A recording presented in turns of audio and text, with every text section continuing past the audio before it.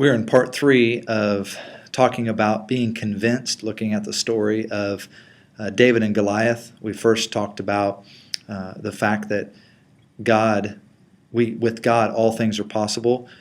Then we secondly looked at the fact that God uses underdogs, and I'm so thankful for that. And now, as we finish up wrapping about this particular story, I want us to think in terms of that God can't quit, or we can't quit, because God doesn't leave us.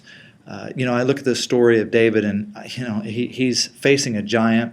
All of his brothers, the king, everybody's scared. The giants killed people before, and yet he doesn't quit. And I don't know about you, but I cannot stand quitters. It doesn't matter if I'm playing a game. It doesn't matter in life. People start off.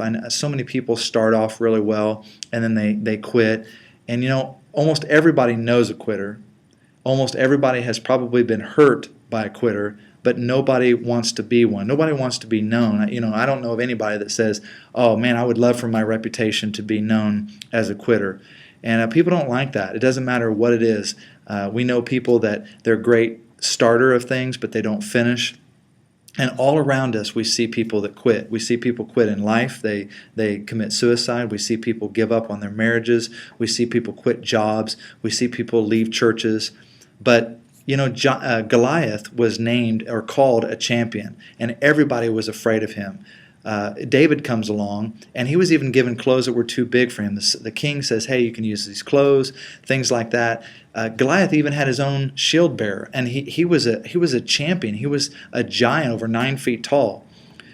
But when I look at this story of David, I know that he was convinced. He was convinced that God could do it, and he would do it. He was convinced that it didn't matter how young he was, how big he was, or how little, that he wasn't going to quit. And he faced that giant. And the ones, whether it's the people or the stories, the individuals, the teams that make the great stories are the ones that don't quit. Think about Invincible, a true story of a football player. Think about Remember the Titans, another great movie, or We Are Marshall. All of those stories. I'm reminded that we just got through, I mentioned last time, with March Madness, and I think of different games that teams are down huge, and I don't know how many times my kids now realize, because they've heard me say, it's never over, don't quit. And can you think about if a team was getting blown out, and in the huddle, the coach just said, "Hey guys, don't worry about it. Let's get ready to think about where we're going to go eat, or what are we going to do after the game, or what are we going to do after this season?" No, the coach is in there saying, "You can do it. Don't quit. It's never over until the horn sounds, until the final buzzer goes off, or whatever the case is. We cannot quit." And I want to encourage you from the story of David that don't quit, because God never gives up on you. I love the theme this year for Speed the Light. It's relentless. Why? Because God never stops. He never, ever gives up.